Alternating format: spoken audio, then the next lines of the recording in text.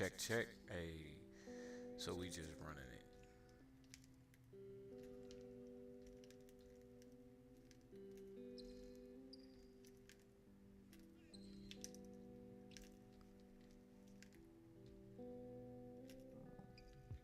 All right. Hey, what's happening? So we running it just like this. Welcome back to another episode of Expansion Pack. I'm your host, Dan F. Man. It's glad. I'm glad to be in here with y'all right now. Today is Tech Tuesday, and the topic is the world without tech. And we all kind of know what that looks like. That's like back to when we was using things. And this gonna be a good one because had to go throughout a short bit of time without some tech over the weekend. So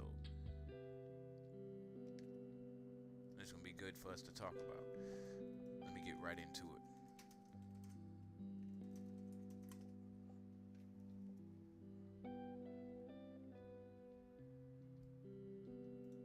Let's see what my man's talking about. Picture this. You're sitting at home alone watching YouTube videos, wondering why you can't find the motivation to do the things you need or want to do or change in the ways you'd like. Even thinking about your mental health and Hi, today's episode is in part brought to you by an apartment that has no internet.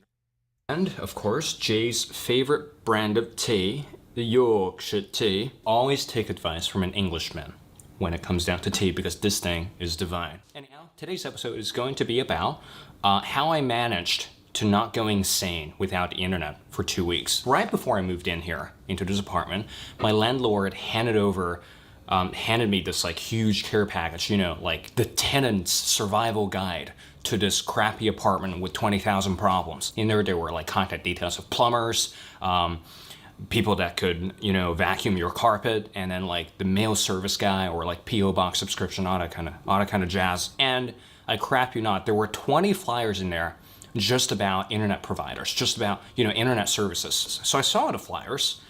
And I was just like, yeah, it makes a lot of sense for me to have internet here since my entire career depends on the internet. But then I thought about it again.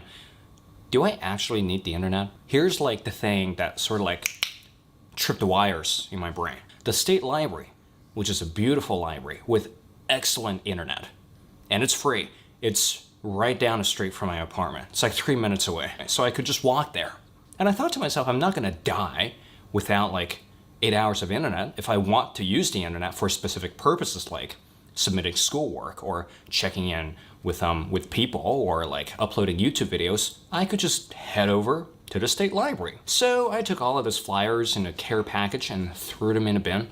And that basically kicked off this entire experiment of living deliberately. So in today's video, I want to share some of the lessons that I've learned from this entire process of living without the interweb. First, of course, distractions, funnily enough, because we spend most of our lives distracted. Yes, even the people in the self-help circles that claim that they're not distracted people, they're still distracted people. There are two modes of brain function in here. There's like the focused brain mode, like there's this like the flow state. There's so many names for this thing, but there's also like the normal state, which is kind of like the state that you go into when you're cooking a meal, when you're just hanging out with people, when you're just being yourself. This right here, the hyper-focused state, that's not going to really determine who you are, like in the long run, but it's the rest state of your mind, like the sort of shit that you engage with when you're free.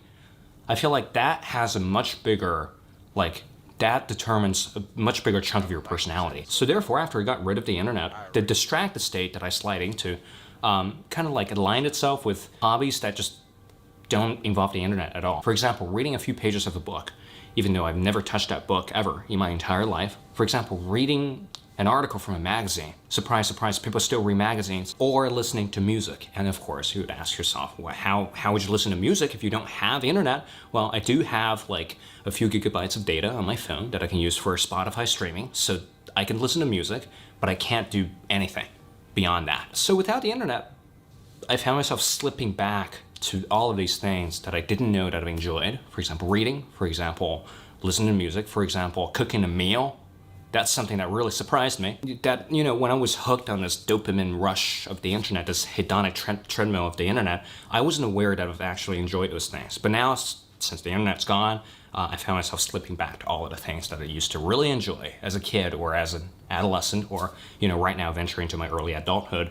I found myself, just reconnecting with some of the weird shit that I've enjoyed before. The second lesson that I've learned from this entire internet experiment, fiasco, was that my actual internet usage became a lot more deliberate, and there's no longer that craving for the internet because I had to go downstairs, press the elevator, engaging some small talk with my neighbors. That entire process takes effort. That 5-minute walk to the library, that takes effort. Settling down at the library, that takes effort. After going through this entire ritual, you better make sure that your internet time's worth it, It's always like, okay, here's a video that I need to upload. Here's an assignment that I have to submit. Here's this thing that I was going to get done, but nevertheless, it just got swept under the rug because I got busy.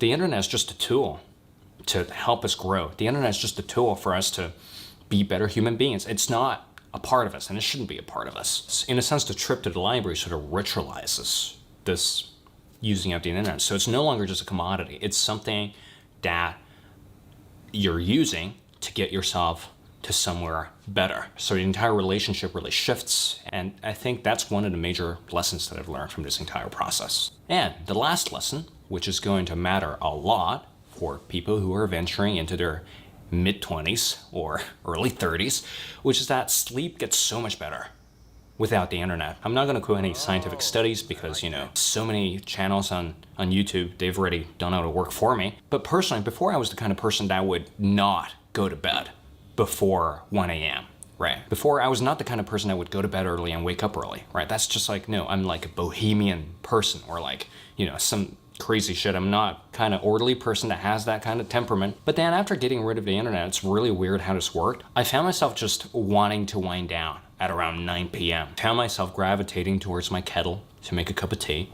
I found myself wanting to read a chapter of, for example, Proust, or for example, something else, or for example, something just soothing. We're not making any judgment calls here. Like you can sleep late and that's totally fine if you're into that kind of stuff. But I don't know. There's a sense of like, I'm a little calmer and life is a little more orderly, and I was actually able to implement habits that actually stuck around. Now, for example, journaling every single day. For example, reading before bed every single day. And for example, just brewing tea on time and having breakfast on time. Those things are difficult things for a 20-something to master, right? Because typically I would just rush out of the door and grab breakfast on campus.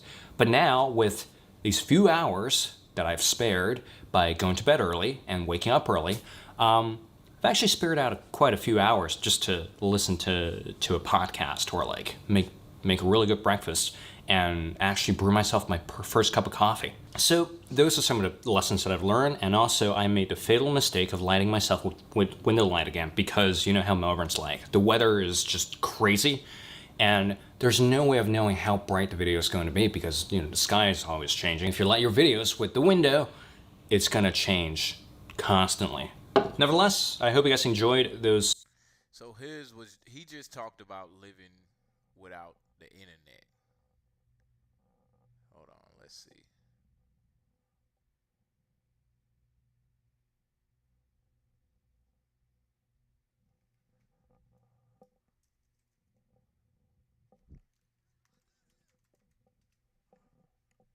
Hold on, where's my controller? Let's see. Whatever you do it for less at Harbor Freight. Stop asking research questions to ChatGPT. Its answers are not reliable, and they are difficult to be fact-checked. It's just not meant.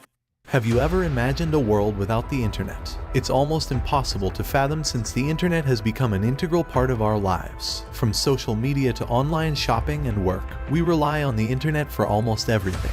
But what if we were suddenly plunged into a world without it? How would we adapt? In this video, we'll explore what a world without the internet would look like and how it would affect us. We'll examine the impact on businesses, communication, education, and entertainment. We'll also explore how it would affect our social lives and relationships. You'll be surprised at how different the world would be without the internet.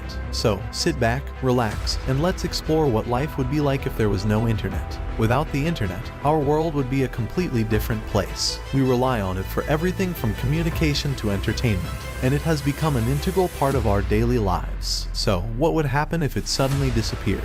Firstly, communication would be severely impacted. We have become accustomed to being able to communicate with people all over the world instantly. Without the internet, we would be forced to rely on traditional forms of communication like snail mail, telephones, and face-to-face interactions. This could lead to a decline in social interactions as people would have to make more of an effort to connect with each other. Businesses would also be greatly affected by the loss of the internet. Online shopping has become a major industry and many businesses rely on e-commerce to make a profit.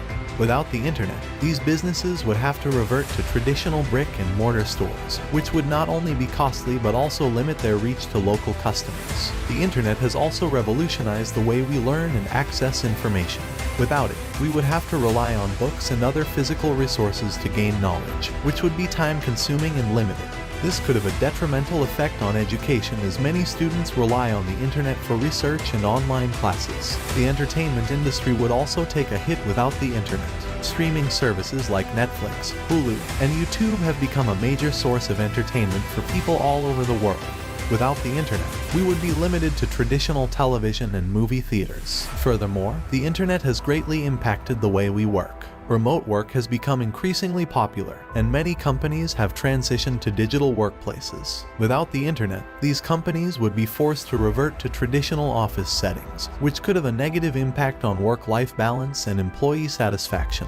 The internet has also given rise to social media, which has greatly impacted the way we interact with each other. Social media has enabled us to connect with people from all over the world and has become a major source of entertainment and news. Without the internet, social media would no longer exist, and we would have to rely on traditional news outlets to stay informed. Lastly, the internet has enabled us to access a wealth of information and knowledge that was previously unavailable to us. It has revolutionized the way we learn and has opened up new opportunities for innovation and creativity. Without the internet, these opportunities would be limited, and we would not have access to the same level of knowledge and resources. In conclusion, the internet has become an integral part of our daily lives and has revolutionized the way we communicate, work, learn, and access entertainment. Without it, our world would be drastically different, and we would have to revert to traditional forms of communication, education, and entertainment. While it is difficult to imagine a world without the internet, it is important to consider the potential impact of its absence, and to appreciate the many benefits it has brought to our lives. The world without the internet would be a vastly different place. The internet has become an essential part of our daily lives and has drastically changed the way we live, work, and communicate with each other. Without the internet, we would have to rely on other forms of communication, such as face-to-face interactions, phone calls, and snail mail. We would also have to rely on traditional methods of learning, research, and entertainment, which would be much more time-consuming and limited compared to what we have today. Although the internet has its downsides, it has opened up a world of possibilities and opportunities that were once unimaginable. Ultimately, we should strive to find a balance between our reliance on technology and our ability to disconnect and live in the present moment. Question: would you build a website for a major brand with more than 200 million users using Wix? Well, we did.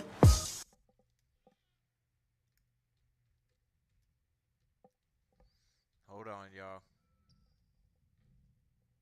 In 2022, nearly half of Americans expected a civil war in the next few years.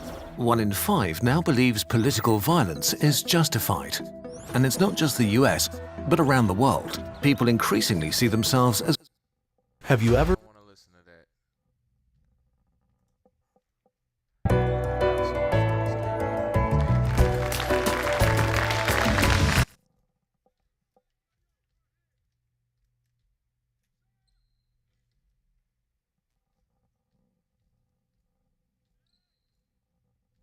Okay, that's cool.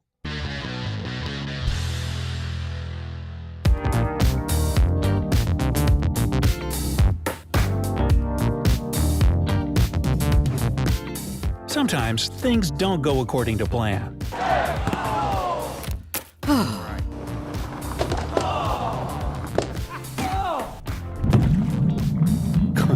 But every now and then, it's for the better. From the microwave to ice cream cones, the accidental inventions on this list completely changed our way of life. Are you ready to be pleasantly surprised? Then hit that thumbs up and let's jump right in. Matches. In the early 1800s, British pharmacist John Walker would routinely prepare medicines using wooden sticks to mix the chemicals together. One day, he noticed that one of the sticks had some substance stuck to it. When he tried to scrape it off, the stick caught fire. And that's how he came upon this brilliant idea to make life easier in the world with no electricity. He started making and selling these cardboard matches, which he later replaced with 3-inch wooden sticks, accompanied by a piece of sandpaper to light them. Walker humbly decided not to patent his invention because he believed it would be easier for him to benefit humanity this way. Matches soon became popular all over the world and are still a useful commodity today. Teflon. American scientist Roy J. Plunkett was doing research for the company DuPont with the goal of finding a way to make their fridges safer by replacing the hazardous refrigerant Freon with something else. He must have thought it was another failed experiment when he found that the gas mixture he had created just vanished overnight, and all that was left of it in the container was some white, waxy substance. That strange substance proved to have some useful qualities. It was non-reactive, non-stick, and resistant to extreme temperatures from -100 degrees to 500 degrees Fahrenheit. In 1941, DuPont patented the invention that we all know today as Teflon. Potato chips. New York chef George Crumb. Great name for a chef, huh? Actually, it'd be better for a baker. Anyway, Chef Crumb got a lot of customer complaints that his fries weren't crispy enough. Crumb, a bit annoyed, decided to slice the potatoes as thin as he possibly could, deep fry them in boiling oil, and slather them in salt. That ought to show him, he probably thought. But to his surprise, people went crazy for the new recipe. Potato chips have changed a lot since 1853. Today, they come in over 200 different flavors, from the classic sour cream and onion to some pretty bizarre ones like wasabi ginger. Ooh, that sounds good. Ice cream cones. Ice cream itself is nothing new. The Chinese ate something very similar to it as early as 200 BC.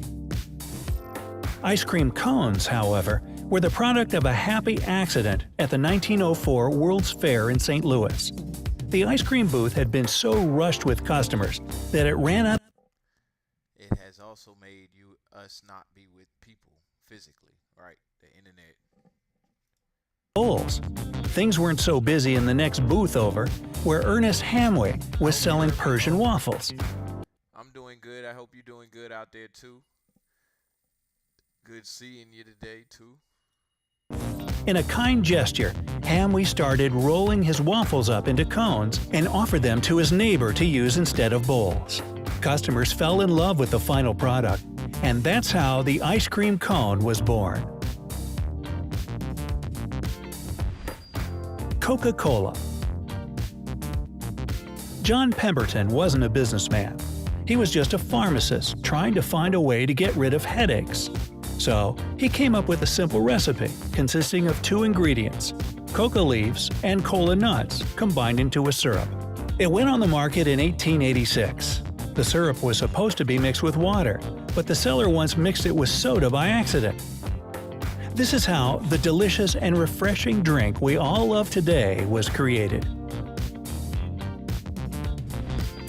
Post-it notes.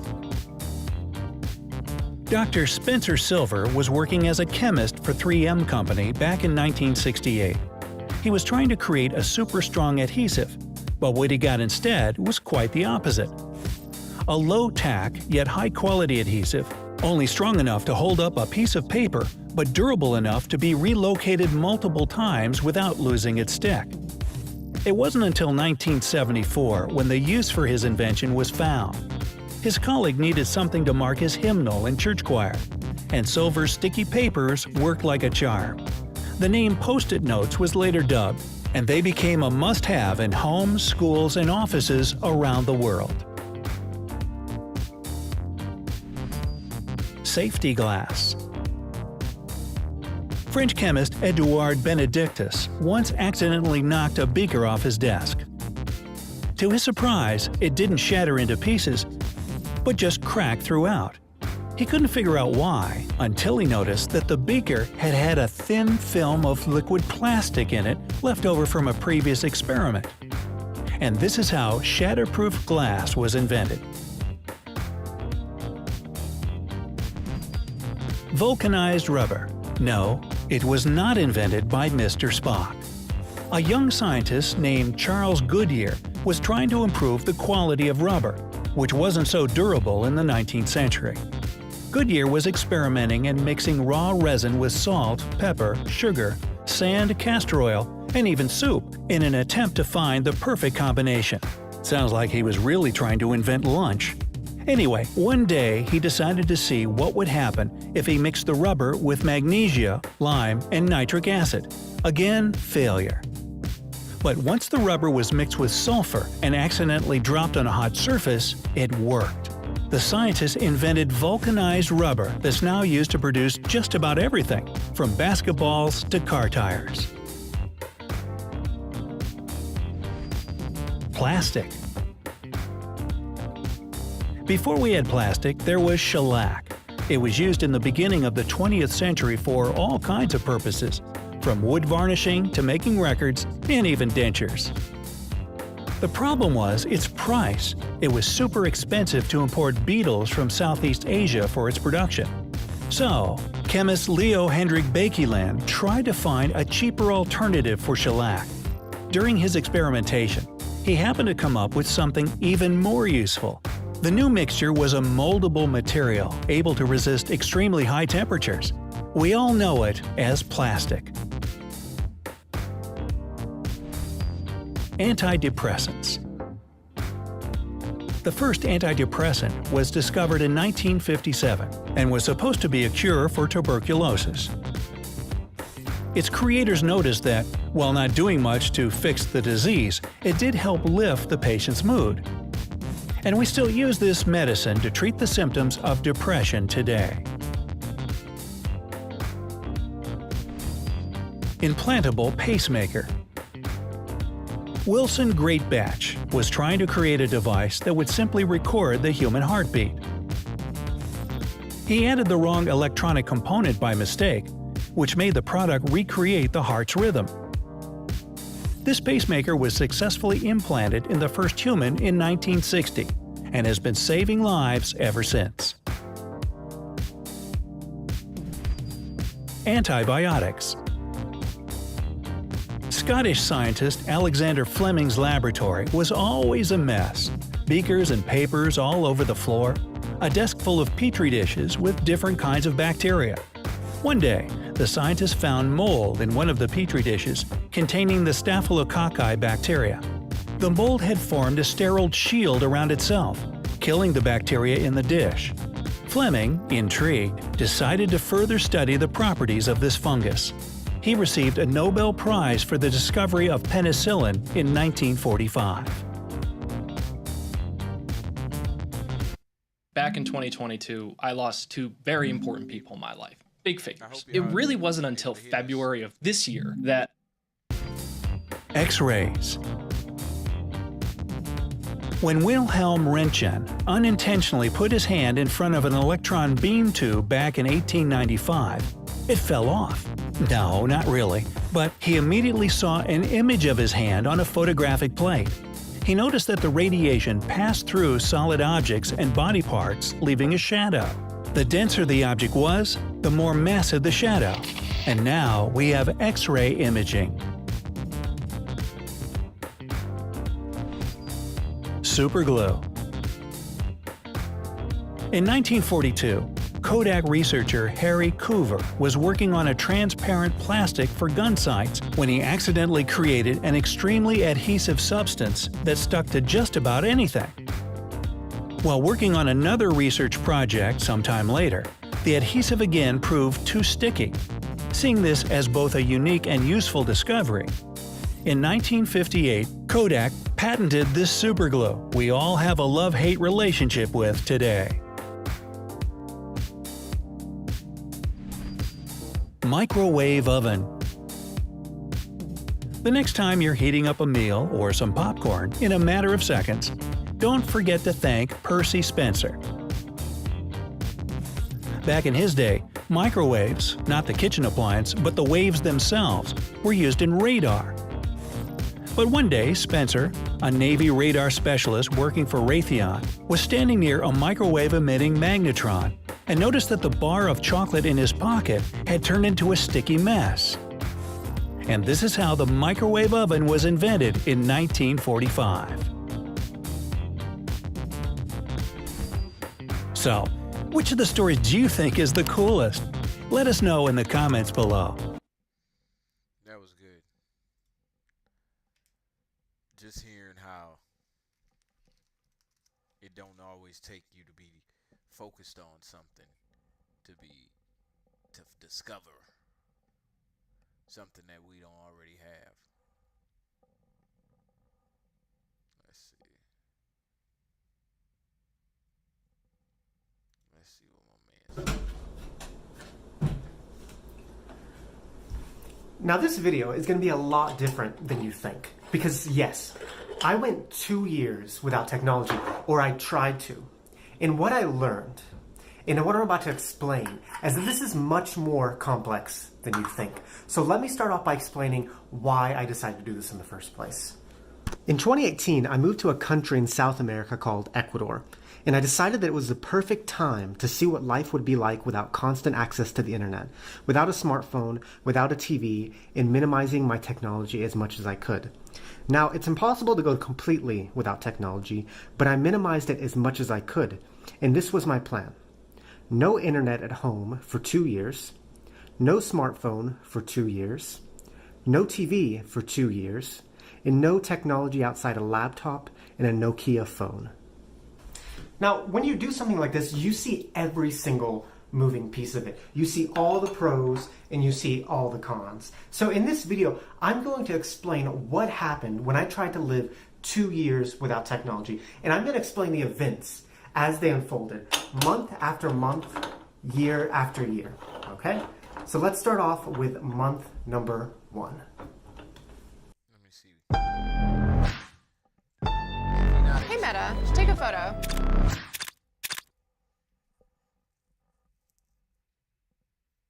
Now the first month without technology was great. I was less distracted. You know why? Because he has no footage.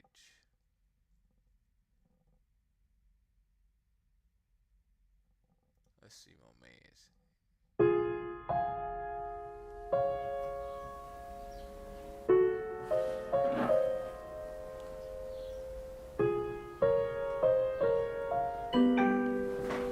Someone's at the front doorbell.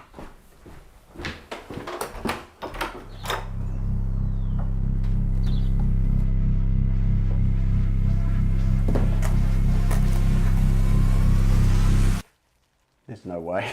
There's no way. Oh my god. Wow. This little beast is the Motorola Dynatac 8000X, aka the first mobile phone ever. Released in 1983, if you charge this bad boy for 10 hours, you get 30 minutes of call time. And that's it. That's the only feature. Using this phone in 2023 would be completely ridiculous. So naturally, I'm going to do it. Also, I'm going to be replacing all of my other technology.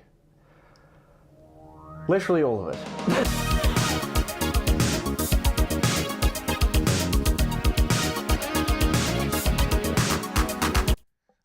Yes, I can definitely speak up. I'm going to turn my mic up.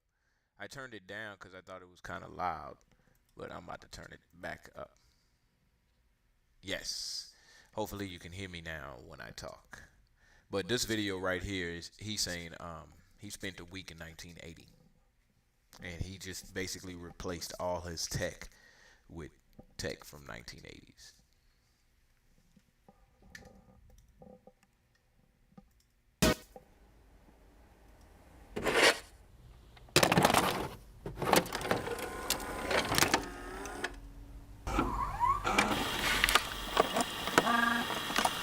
Good morning. Hello. Welcome to the 80s. At least I think it's morning. I don't have a clock or an alarm, so I genuinely have no idea what time it is. All of my 2020s technology is now locked in a box, including the camera.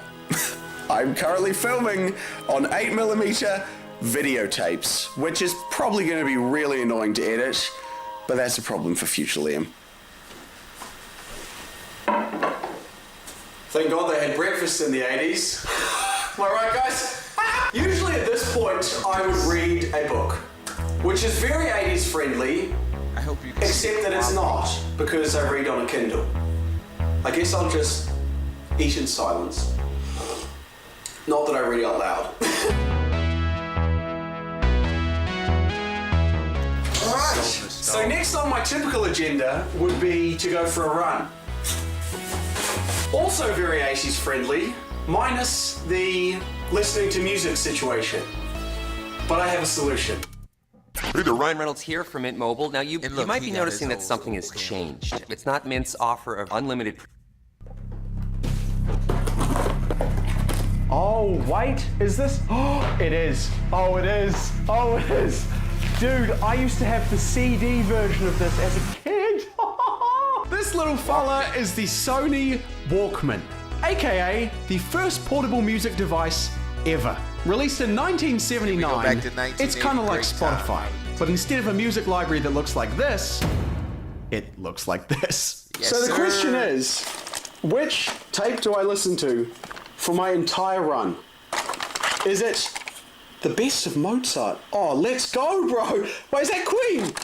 Oh, there's some bangers in here. Wait, this is fun. Wait, I'm having a good time. Hold on, let me see. Oh, there's some bangers in here. Wait, this is fun. Oh, let's go, bro. Wait, is that Queen? Oh, it's the best of Mozart. Oh, let's go, bro. Wait, is that Queen? Oh, there's some bangers in here. Wait, this is fun. Wait, I'm having a good time.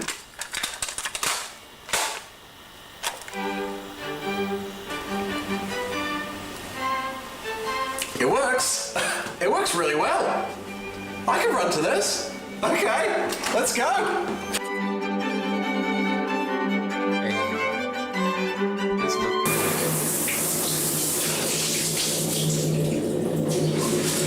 Thank God they had showers in the 80s, am I right, guys? I don't even know if I can fit this in the frame. No, I can't. Oh my. Dude. Oh my God. Holy crap. This giant is the Macintosh SE, aka a portable computer. Released in 1987. I genuinely have no idea what this can do. I'm pretty sure it doesn't have the internet though. This is going to be very interesting.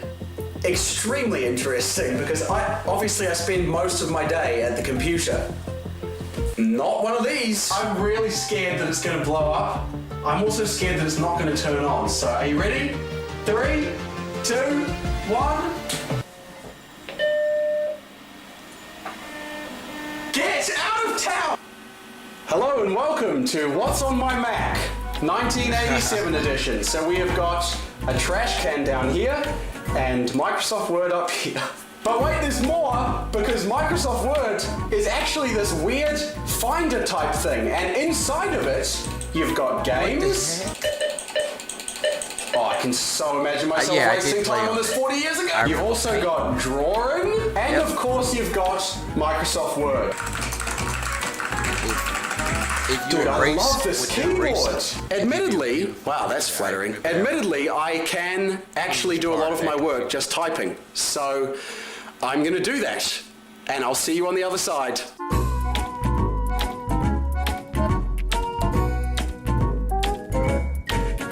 I've just come come to the tragic realization that it is now dinner time and I have not used my phone once. Side note, while this phone does actually still turn on, it runs on an analog network, which means it doesn't work. But fear not, for I have come up with a high-tech solution. Motorola, flip phone, Velcro. I'm going to take matters into my own hands, and I'm going to order dinner.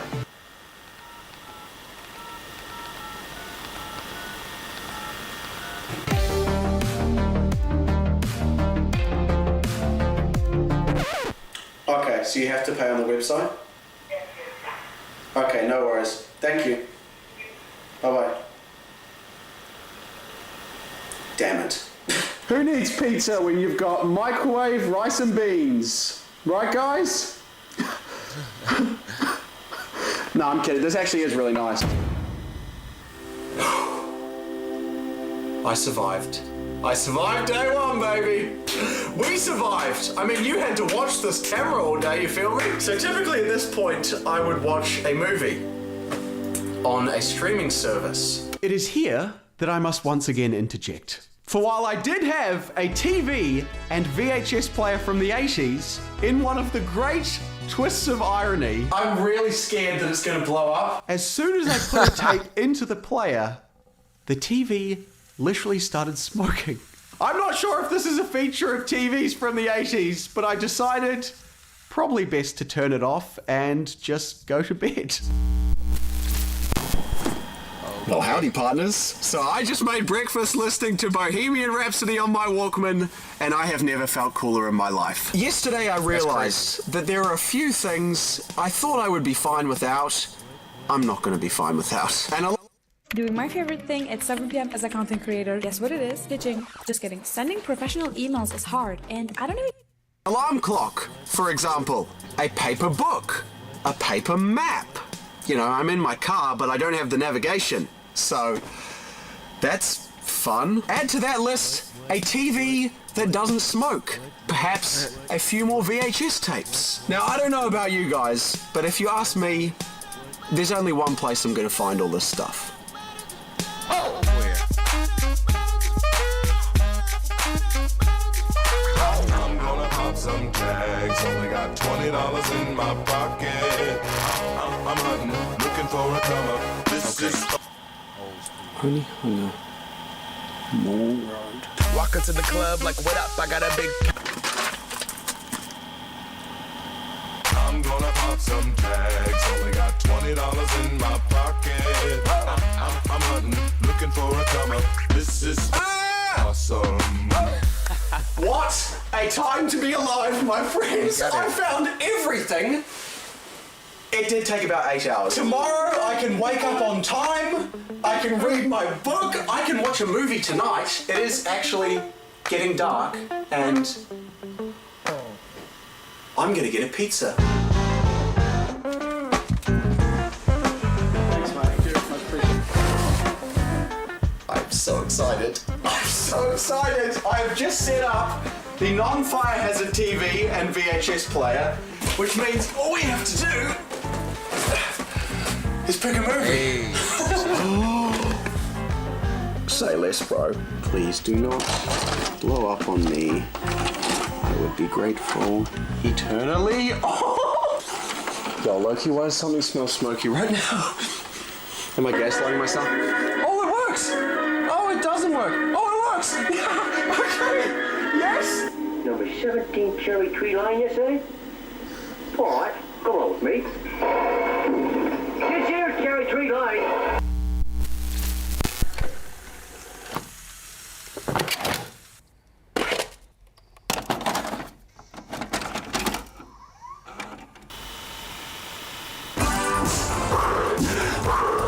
Hey guys, I'm just here to tell you that days 3, 4, and 5 really boring. I mean, I did leave the house once to get food for my cat, but apart from that. And then if you see, holy crap. Look, if you see how his we only gonna watch a couple more minutes of him, but if you could see how old his camera looked, it's funny because that's what we used to look at, and you can't even see that no more. unsee that no more. Back in them times, though, it was high quality. This was high def. Apart from that, I was just, using the technology and eating microwave rice and beans. Holy crap. I can see why they used to do this. Wow.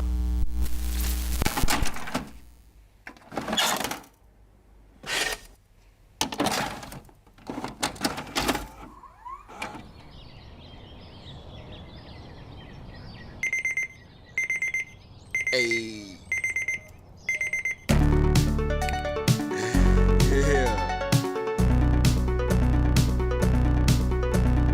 What is crack-a-lackin', my dudes? This morning, I procrastinated for about 3 hours reading my book, and now I'm further procrastinating reading the computer manual. To be fair, this is a really good computer manual. As far as computer manuals go. Just the pictures alone. They don't make them like they used to, you know what I mean? As computer manuals go. Just the pictures alone. They don't make them like they used to, you know what I mean? It's also fascinating to see, copy-paste was a foreign concept back then. Right. If they still make computer manuals with this many pictures, I'd probably actually read them. Or at least flick through the pictures.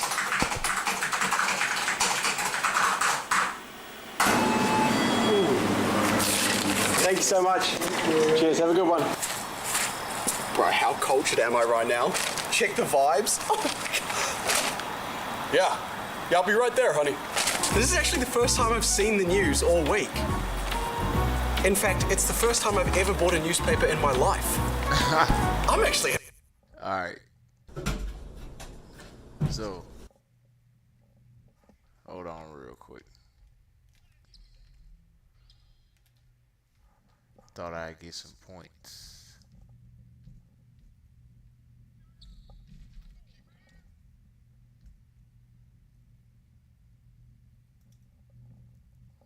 As part of opposing teams. There are many different reasons for this. That same one.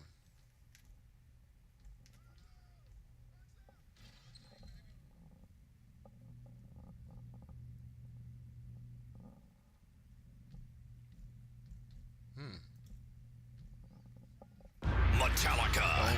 Don't hit me too hard with the copyright. One night only. Yeah.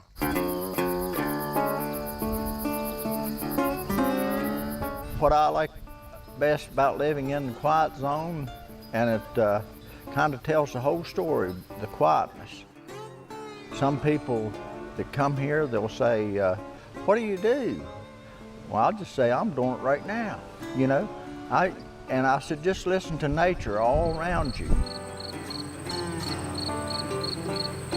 Green Bank, West Virginia is a very unique place. I find it ironic sometimes that, we were working with technology here that's world class, it's world leading, but yet no one here has a cell phone.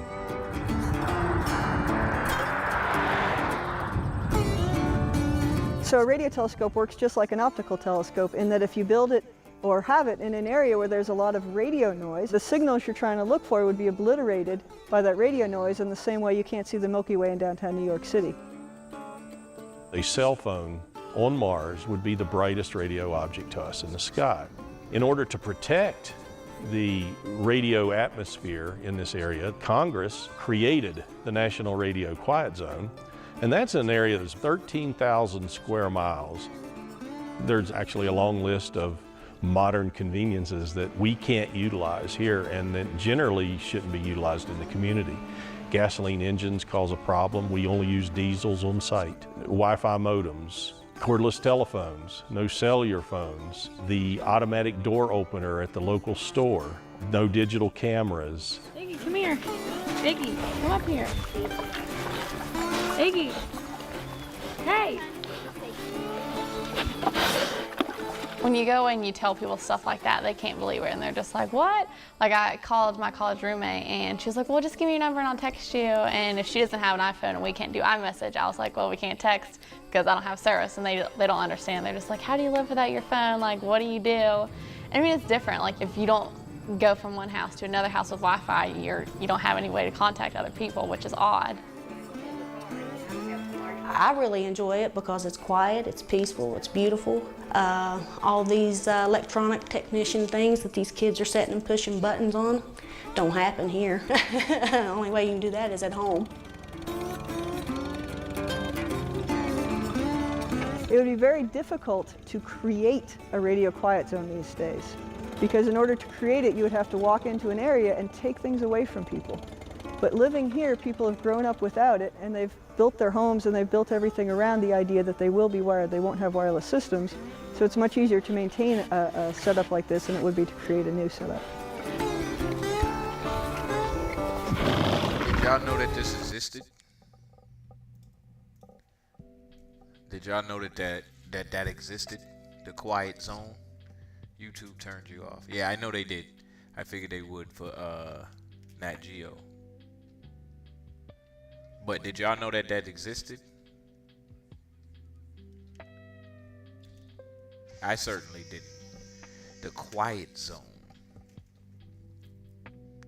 So I wonder what type of research is done in the quiet zone of America. Let's see.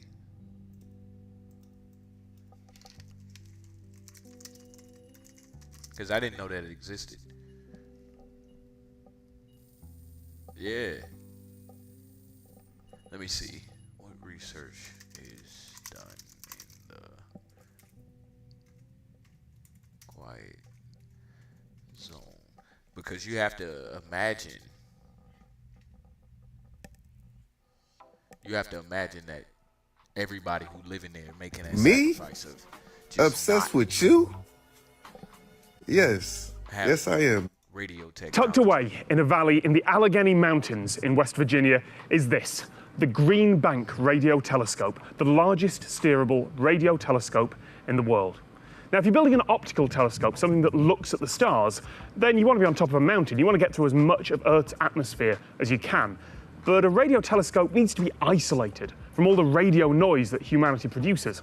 Now, one way is to build it in the middle of a load of mountains. Solid rock does a pretty good job of shielding. But another way is to get everyone around you to just shut up. Welcome to the National Radio Quiet Zone. This is where I would have used a big sweeping drone shot to get the dramatic picture, but remote control isn't allowed here.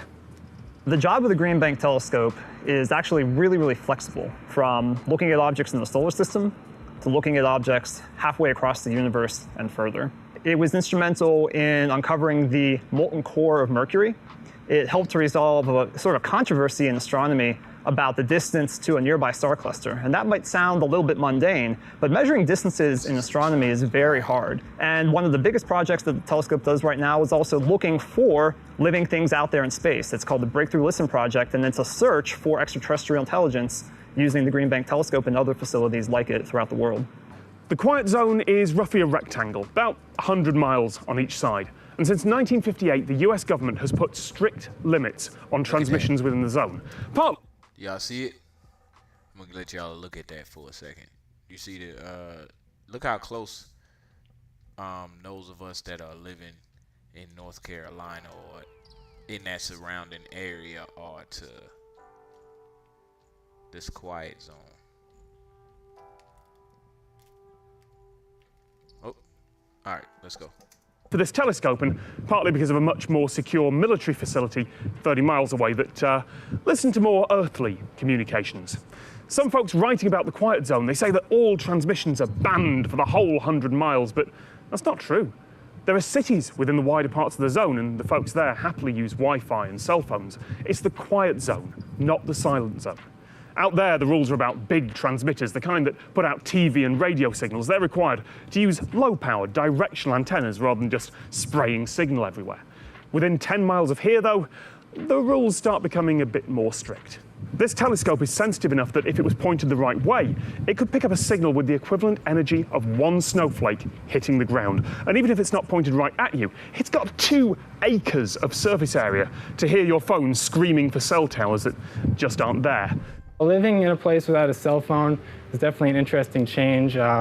Before 2 years ago, I did have a cell phone, could look up anything I wanted on Google. After a week of living here, I didn't even really notice it. The only difference is that you have to plan things ahead more. If you want to meet up with your friends, you plan in advance, or you just say, I'll meet up with them when I meet up with them. Things like that. And many people have come and gone, stayed for weeks or months at a time, and really none of them have ever said, man, I really miss my cell phone. In the nearby town of Greenbank, anything that transmits, whether that's baby monitors or wireless doorbells, is banned. So is anything that might cause interference. Microwave ovens aren't allowed. Power lines have to be buried 4 feet underground. The observatory buildings near the telescope are huge Faraday cages, keeping all the emissions inside. So this is the anechoic chamber that I test in. I first test the device itself to see what the emissions are, then design a box for it, put it back in the chamber, and see if I did a good job or not. Things like cameras, for instance, need to see high frequency electromagnetic energy, namely light, and yet we're trying to keep them from emitting lower frequency electromagnetic energy. Usually we use a mesh embedded in glass that's very fine, and so it doesn't distort the image too much. Once you're within a mile of the telescope, the restrictions are so severe that only diesel cars are allowed. Regular gasoline cars, they cause too much interference from the spark plugs inside. Folks who say they're hypersensitive to electromagnetic fields move to this area, and even if pretty much all the evidence says it's in their heads, they still feel better for being here. The scientists, however, have more practical concerns. Mostly my work here deals with radio frequency interference on site, and also doing like routine runs to see if there's anything new out there. We have a monitoring station down on site, and then we'll jump in the truck, and we have direction finding equipment in the truck. We just basically have to look at it with the receiver or the spectrum analyzer and just drive around and watch the signal peak or fall away. It is getting more difficult because there's more and more wireless stuff out there. The wireless genie is out of the bottle. And there's so many things out there. The Internet of Things is creeping into almost every device.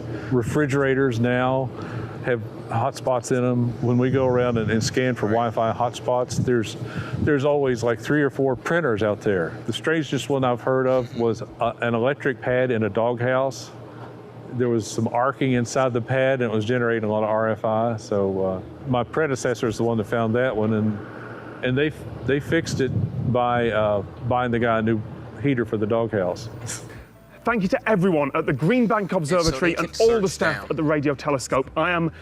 So they can search down the signal coming from your dog heater in your doghouse because of the actual radio frequency that's going out from it. So I know I got a few people out there right now. Give me something. Yeah. I know. Give me something that you couldn't live. That a piece of tech you couldn't live without. I'm gonna go first on this one. Let me see.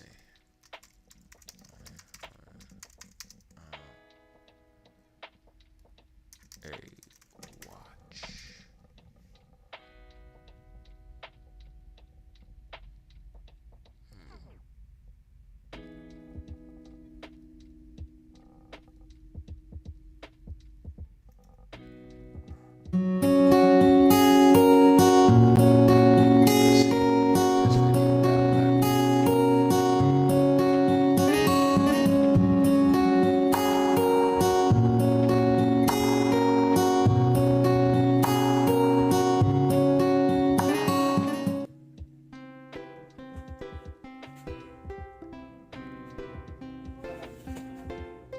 Umaga na pala.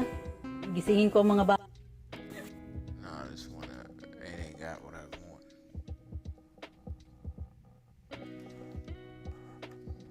Life without a wrist watch.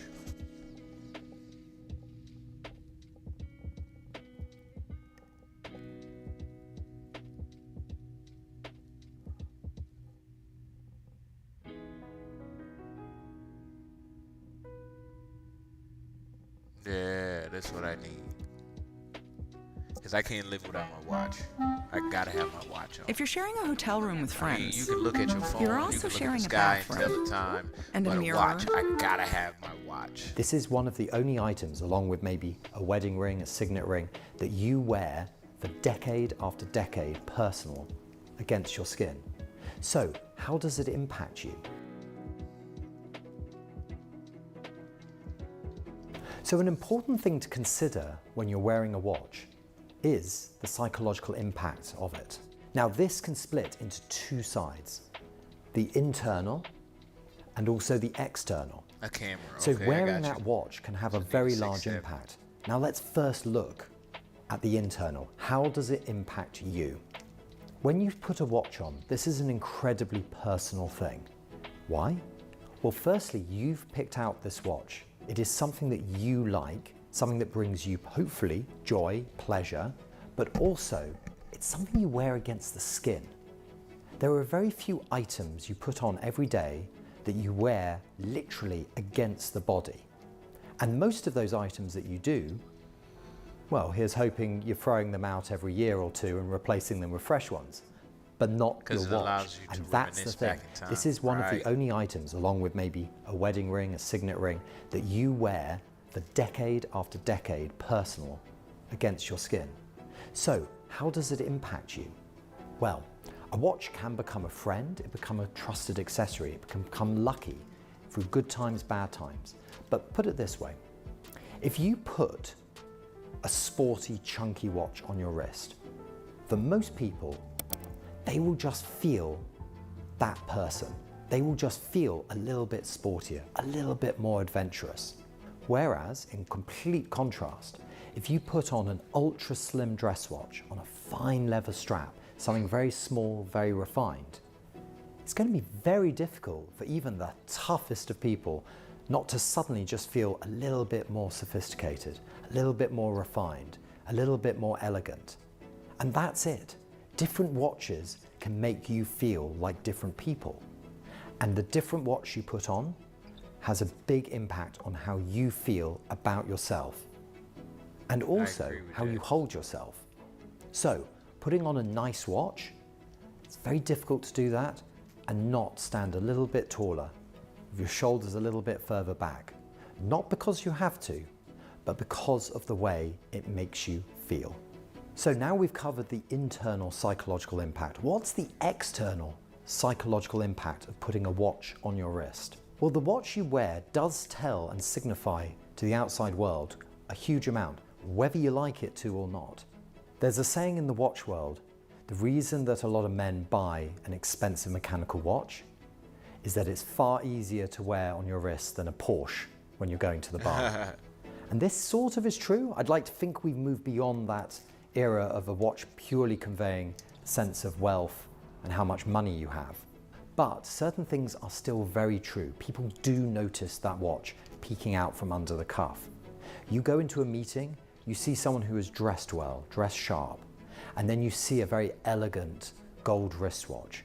And straight away, it shows that they're confident. They don't need to wear something big, large, and shouty. They just have authority. It does say not only who you are, but most importantly, who you want to be and who you want to be perceived as. So we've covered the two sides of the psychological impact of the watch you're wearing. But what watch should you be wearing? This can depend on the outfit, and we'll run through a few ideas of what watch goes with what outfit. But always remember, if what you want to convey and who you are is maybe a bit of a maverick, a bit left field, then maybe what I'm about to say, you're going to flip around. Watches break down into certain categories. Historically, you've always had the tool watch, so something like a Rolex Submariner. This is a watch designed for a specific purpose.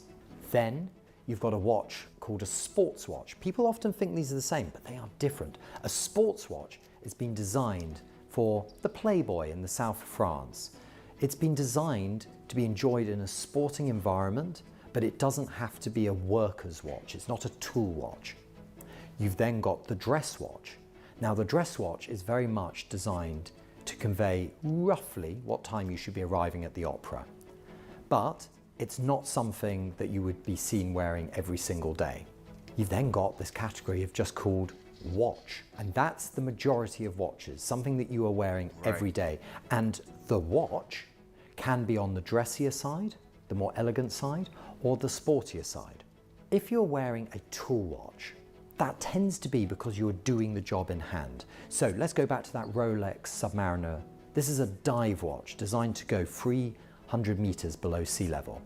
So straight away you can picture the outfit being worn with this. It's going to be a wetsuit. It could also be seen as a watch that's very tough, and so therefore could be worn when you're doing more extreme activities. The sports watch, I mentioned the Playboy, but think of the sports watch as something when you're going yachting. So this isn't a watch that has a specific function, but it is tough enough to be worn on a beach or worn on a dance floor.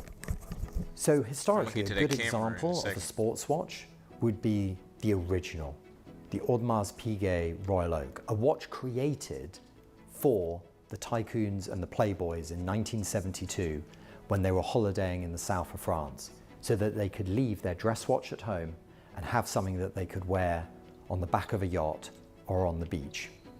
So then we come on to the dress watch. So this is an ultra slim watch like the Patek Philippe Calatrava. The future of your business is here. With Wix, you get advanced AI capabilities for more customization, more time, and more growth. Speed up your... This is something that usually has just two hands. It might be lightly waterproof, or as I like to call it, martini proof. And this is a watch that you would tend to wear with dinner suit, or nowadays if you're not wearing a dinner suit every evening, then you'd wear it with a shirt and nice trousers when going out for a meal, going out to the cinema, going out to the opera, a time when you want to be a little more dressed up, a little more formal. Then we come to the fourth category. This is the watch. Now, this can be dressier, it can be more casual. This is something that can see you from the start of the day right through to the end. It can be one watch to do it all. But even still, this is where the watch will be, if it's in a dressier standpoint, you'll be wearing it because you naturally wear more shirts, chinos, jumpers. And if it's sportier, you'll probably That's what's up. He only able to do that because his accent. So hold on, y'all.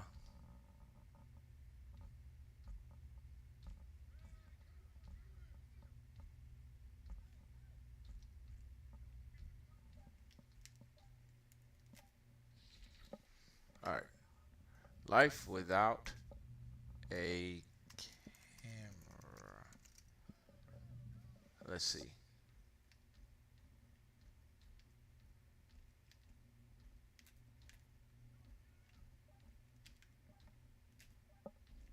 Oh.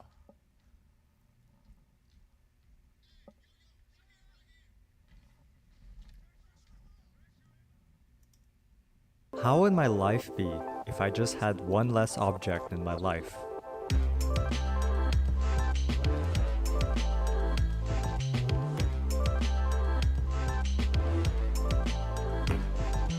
Humans have an average of 70,000 thoughts per day. That's about 25 million per year, and around 1.8 billion for an average lifespan of 70 years.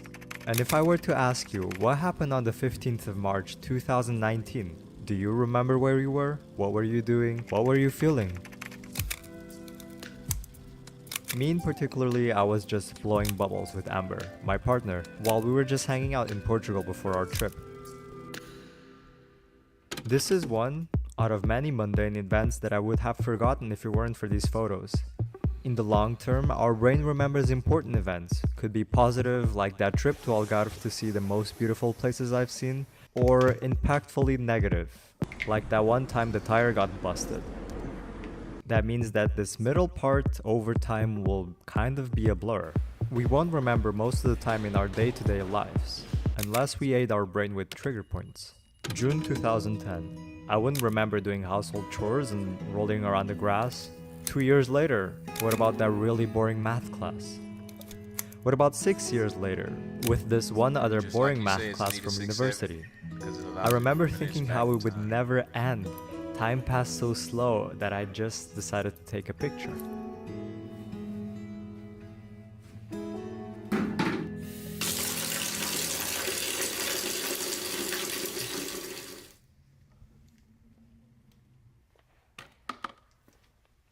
But what would happen if we were to live without cameras? This feeling happened to me when I had my iPod Touch and lost all the photo files from a computer crash. I hold these memories very dear to me. The value I get from them only increases with time. To not know what happened during this period, no matter how hard I try to remember, it hurts me.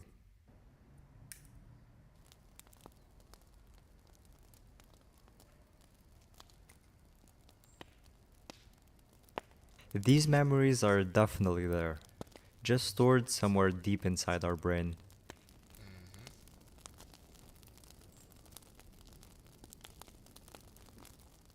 But to older generations that couldn't have cameras so available, it's like losing a big chunk of potential memories you could recall.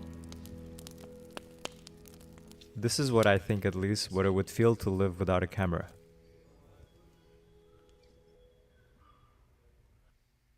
From idea to submission, empower students to do their best work with Grammarly's comprehensive AI writing assistant. Just like you say, is Anita 6'7", living without a camera. Let me see. So my wristwatch, my camera.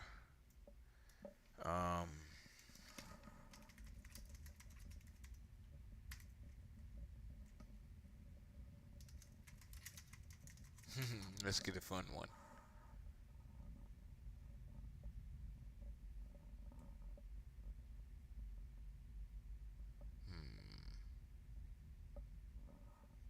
Let's see.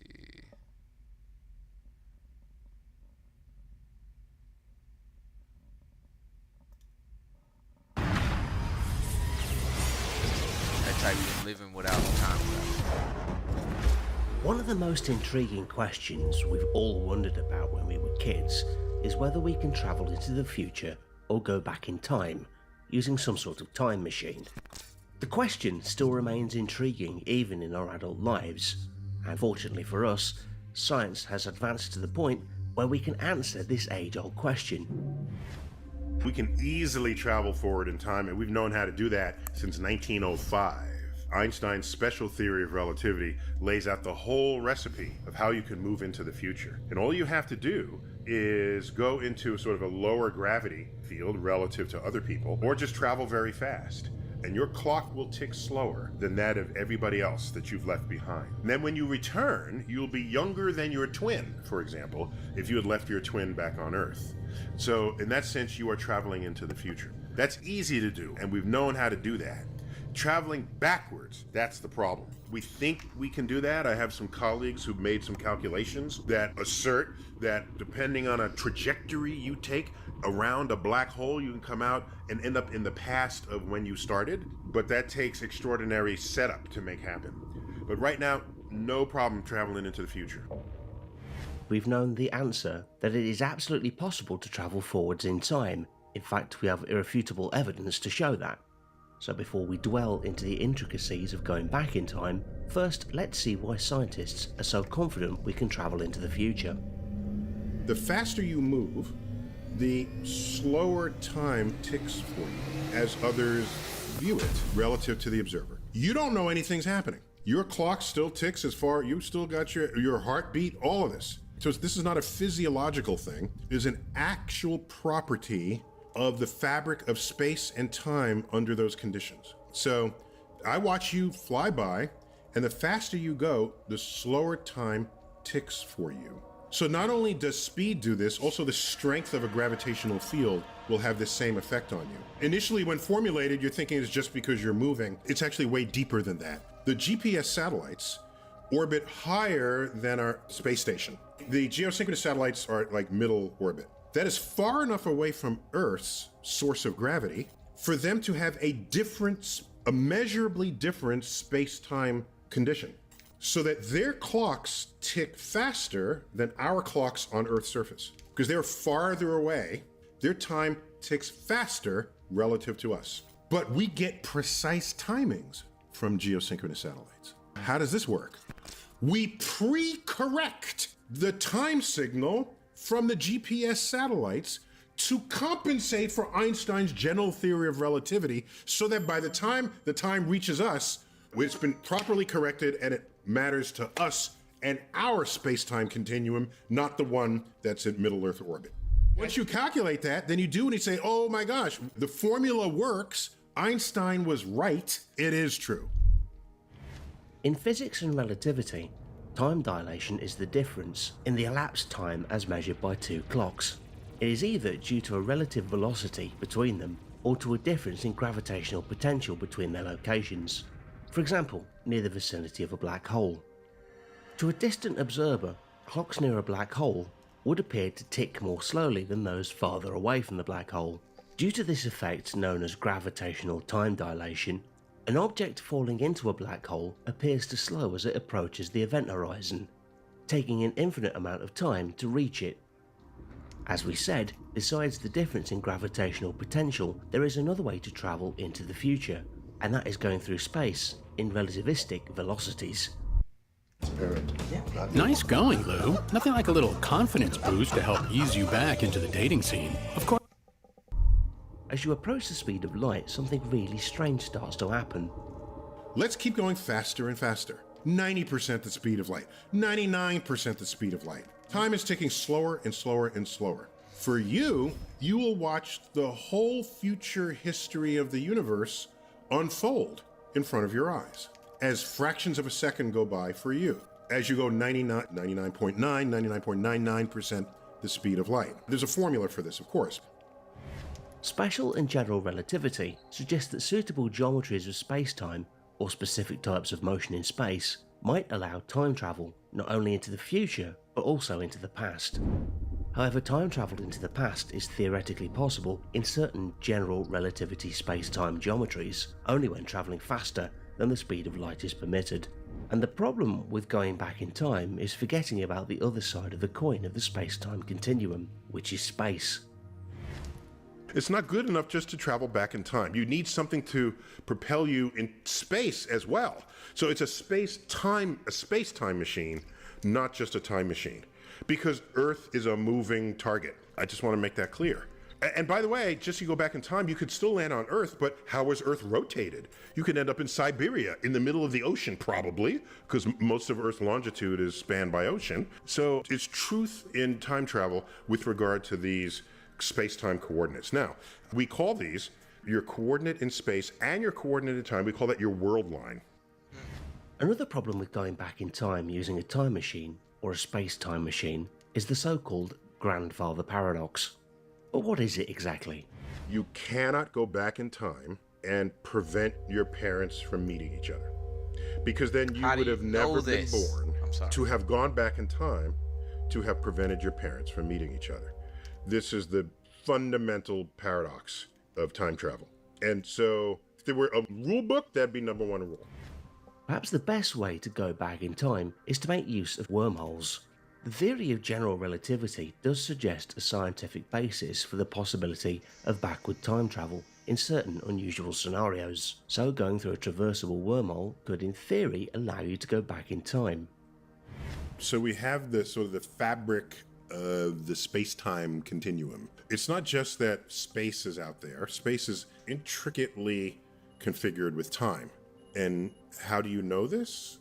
Space-time are forever conjoined. This fabric can be distorted in such a way that you can change the distance, the space-time distance between two locations.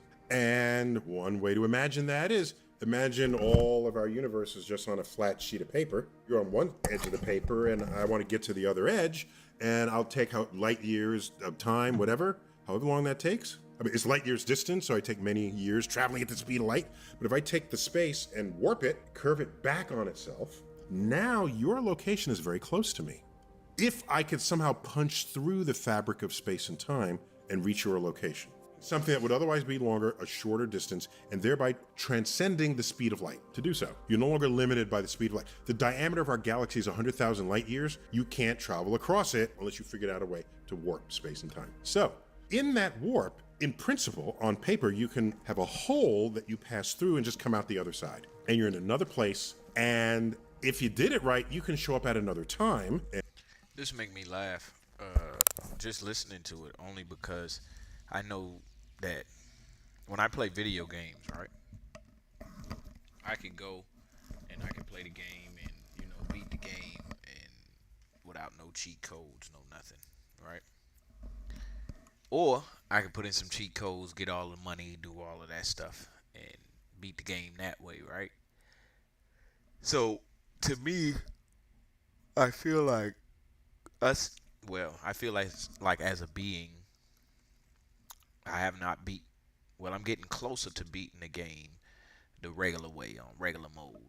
And so stuff like this right here, like time travel or wormholes and, you know, physics in general, is me putting in all of the cheat codes I learned along the way.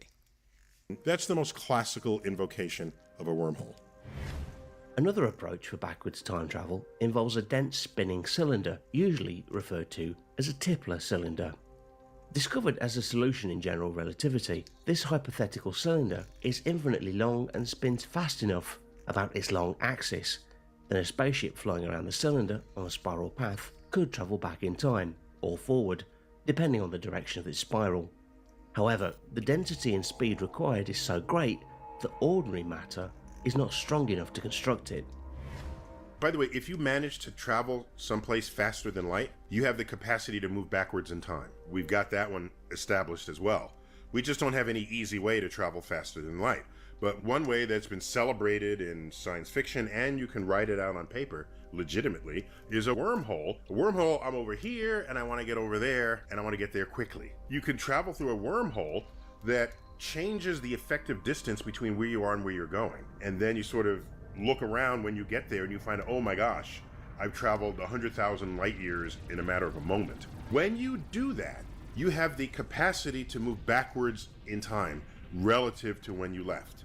Now, you don't get to visit yourself. You're in a sort of a different space-time trajectory. So you can't shake hands with yourself before you left. And by the way, there's a huge paradox that people worry about. And many people, including Stephen Hawking, the late Stephen Hawking, worried whether this paradox would prevent backwards time travel completely. Because if you go back in time and prevent your parents from meeting one another, then they wouldn't have ever given birth to you to go back in time to prevent them from meeting one another. Thanks for watching. Did you like this video? Then show your support by subscribing, ringing the bell, and enabling notifications. Go down that line. Hold on. Life without automobiles.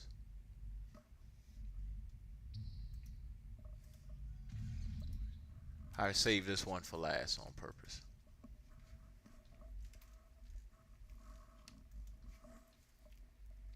That's me.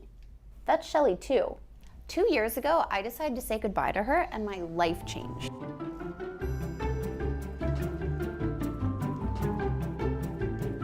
Dear Umbra, does it make sense to get rid of my car? Change is stressful, but it can also be really good for us. That's especially true when it comes to going car-free. It was costing me a ton of money, it was stressing me out, it's bad for the environment, and I realized I didn't need it that much. I bought Shelly 2 in Chicago, and then drove her all the way across the country to Seattle, where we lived for about 2.5 years. Then one morning, I split up with this guy I was seeing and decided to go for a nice long drive to clear my head. Shelly 2 drew her dying breath outside a shrimp stand in Anacortes and had to get towed 80 miles back to Seattle. She was too expensive to fix, so I sold her and started to make some other changes in my life. You don't need to wait for signs from God, like a breakup in a shrimp stand, to decide to give up your vehicle. We, the people on Earth, have about 12 years to cut our emissions by half. The average American household's biggest contribution to climate change comes from car fuel, and 91% of American households have at least one car. But just for a second, let's talk about money. Mr. Money Mustache, personal finance blogger and popular frugal living champion, says that going completely car-free will generally shave between $5,000 and $10,000 per year off the typical person's expenses. I calculated that over the course of my 2.5-year relationship with Shelly 2, I spent a total of $15,750. That's over $6,000 a year. I use Shelly 2 to go grocery shopping, take weekend trips, drive to my friends' houses. But I didn't actually need to use her to do any of those things. I live in a city ostensibly so I don't need a car. Why was I using Shelly 2 all the time? I lived in a pretty walkable neighborhood. It was affordable, but it wasn't super central or dense, and it had a ton of hills. And I had 4 roommates who I did love. They're all wearing matching shirts. I didn't have a matching shirt because they didn't think I would like it, but it's fine, whatever. I realized with the money I would save by not having a car, I could afford an apartment by myself right next to downtown. That's me having a little bev with the Space Needle. I found a big studio where I could walk to do all my errands or to work, and it was near a lot of bus lines. I could ride an e-bike or take the bus to my friends' houses from my more central neighborhood. If I wanted to take a weekend trip, I could rent a car with a friend or two, or take a train or bus. And then on top of that, there's the fact that I'm naturally very high strung, like a violin. A lot of driving is associated with psychological distress, mental health problems, and a generally lower quality of life. Biking, walking, and public transit calm you down because you're either exercising or like reading. So I essentially offset what I'd been spending on a car with the cost of living in a denser area, while exchanging car stress for doing something to fight climate change. Replacing your car trips with public transit, walking, and biking can reduce your total carbon footprint by 30%. This decision is way easier for some people than others. Our cities and suburbs and towns are built in a way that keeps, say, families with kids or people with disabilities dependent on cars. And that has to change. But for people who don't have those obstacles, like me, and maybe you, it's a life change that's worth considering. I loved having a car. I really did. I actually loved driving. But when I took a hard look at the stress, money, seriously, it needed a lot of repairs. And carbon impact of the whole car thing, it just wasn't worth it. For me, the math was easy. Run the numbers yourself. See what happens. All right, girl. Boy, that looked like it said Daniel. That's me. To a question. Credits. Yourself. See what happens. Let's see. Daniel Penner. Yeah.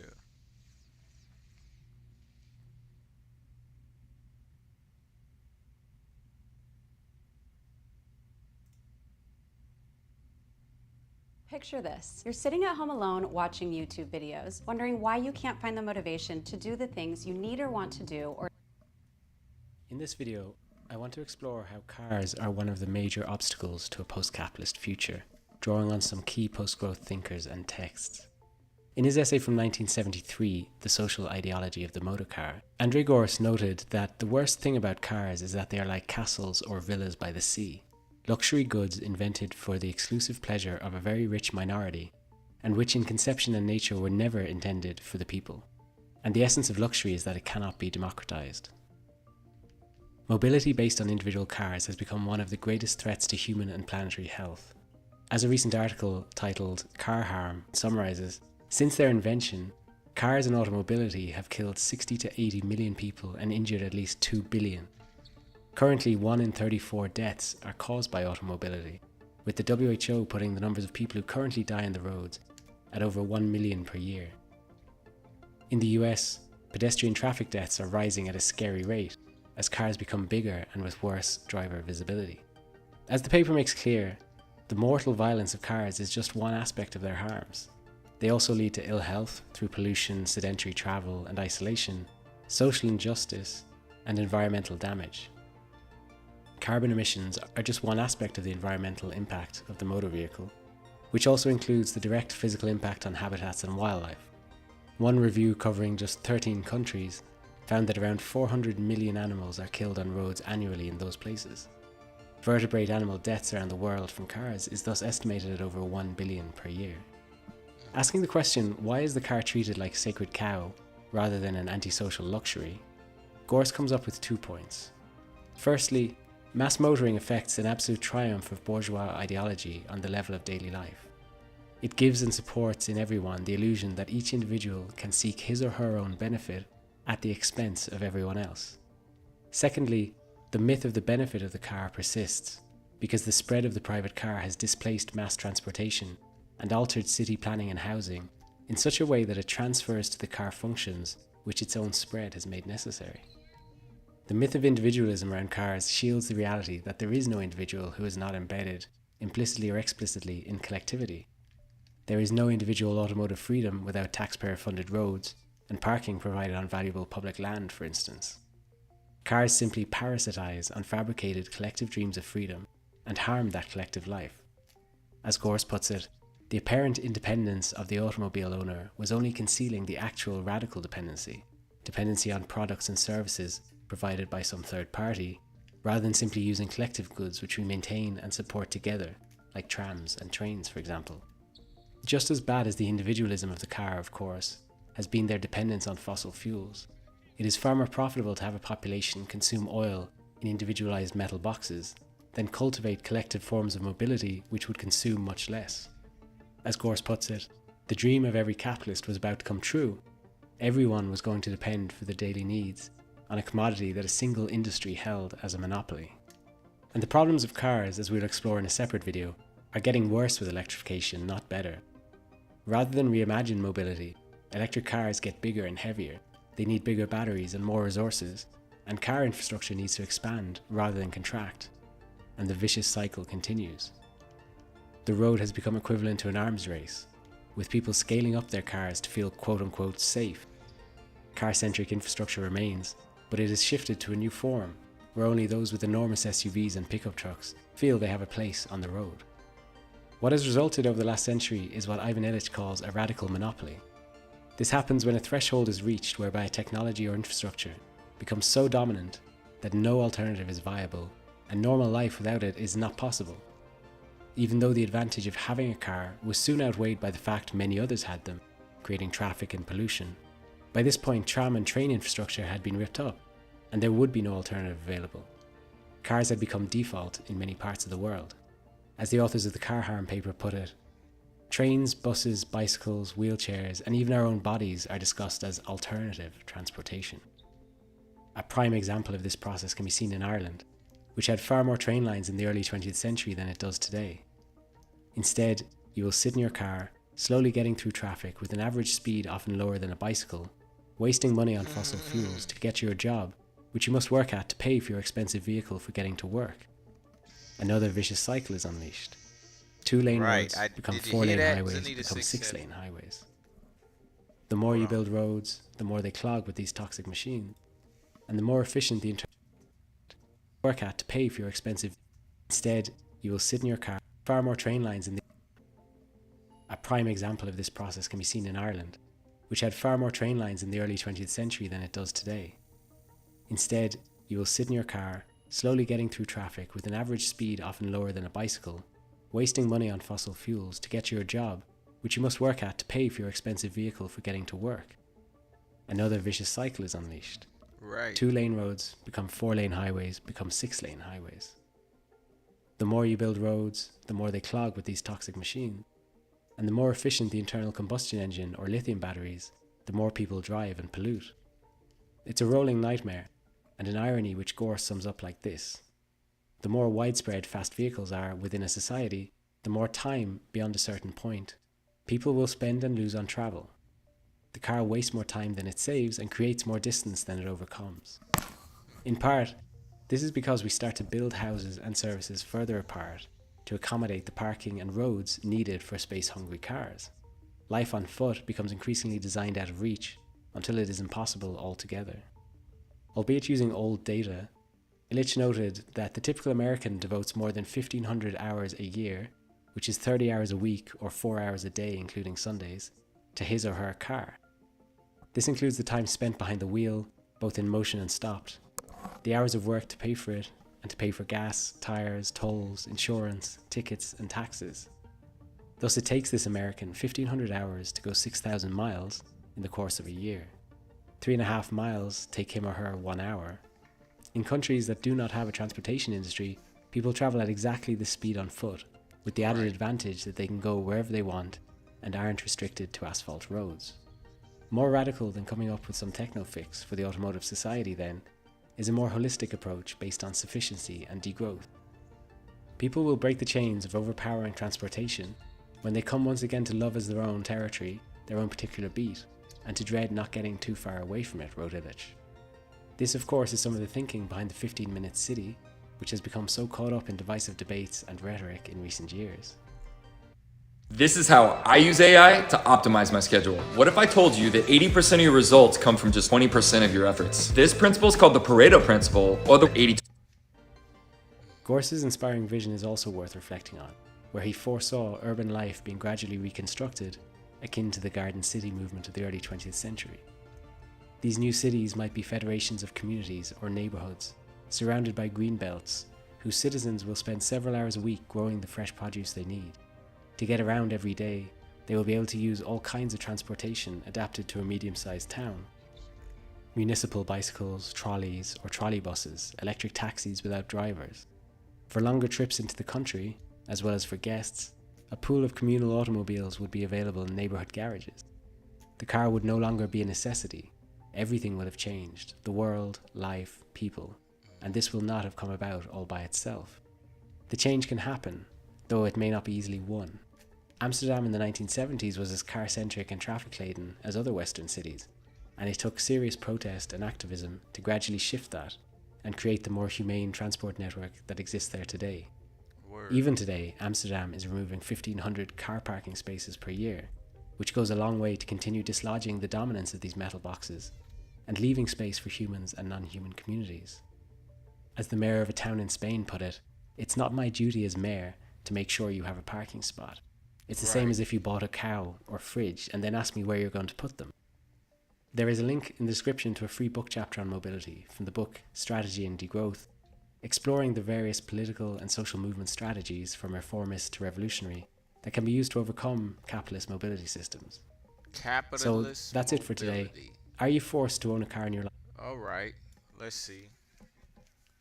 Let me see something. Oh, they let me make it, thank you.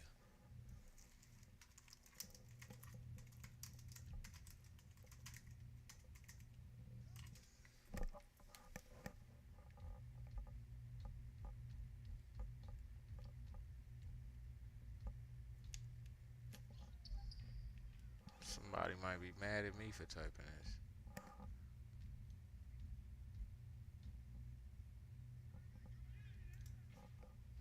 Well, first of all, we should bear in mind that we don't have a capitalist system, and no capitalist system has ever survived. It would self-destruct in 5 minutes. So what we have is a kind of state capitalist system, with the state playing a substantial role in American history, a very substantial role in economic development, in production, in research and development, a lot of other bailouts, lots of other devices to keep the private sector viable. So it's a kind of a state capitalist system, like others. They vary a little on how they do it. So is there an alternative to this? Of course. For example, the alternative that was taken for granted by 19th century workers before it was sort of beaten out of people's heads by massive propaganda. So you go back to the early Industrial Revolution, which was right around here, eastern Massachusetts. It was the period, probably the freest press ever in the United States. There were lots and lots of newspapers representing different ethnic groups, class, workers, all sorts of people. And there was a lot of participation, direct participation, very lively press, widely read, and so on. And if you look at the working class press, they were expressing the common view of working people, namely that those who work in the mills should own them and run them. Yeah, that's very natural. And as I say, we've come close to that a number of times, terrifying to private owners. They also held that wage labor is basically no different from chattel slavery, except that it's temporary. And that was such a popular idea that it was a position of the Republican Party that Abraham Lincoln espoused it. And it makes sense. I mean, there's nothing holy about wage labor. You are renting yourself, which is not very different from being a slave, except that maybe it'll end sometime. Okay, so those are alternatives. Self-management, democratic control of institutions, whether they're communities or workplaces or any others, alliances among them, federal arrangements. These are all perfectly feasible alternatives. There's no economic or political theory that tells us there's anything wrong with them. They conflict with the structure of existing power systems, and therefore the educational and cultural system tries to drive them out of your minds and make them seem insane or crazy or unthinkable. But there's nothing unthinkable about them, and you can move towards realizing them. In fact, even in the United States, where you get no major discussion of these things, there are probably thousands of self-managed enterprises, not huge ones, but lots of them, and they're growing. And they could, as I mentioned, they could reach the scale of, say, producing the green technology, high-speed rail and so on, that the country badly needs. It's not a law of nature that we have to import solar technology from China, a poor developing country, or that we have to get high-speed rail facilities from Spain. Those aren't laws of nature. Those are political decisions, social, economic, and political decisions. They can be made differently. If they're made differently enough, we'll be moving towards a kind of an anarchist type. Gotcha. Hold on.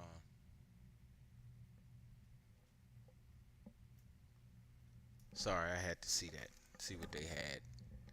Life without... Now, what's one more thing? We already know how it would look without the internet, without the phone. Ooh, life without power. Power!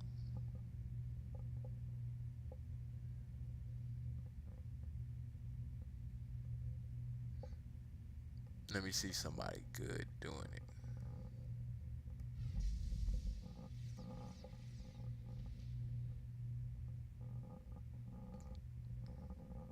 There you go, grandmama. As I'm in the midst of applying for residency right now, wish me luck, Grammarly has again been a lifesaver with my application.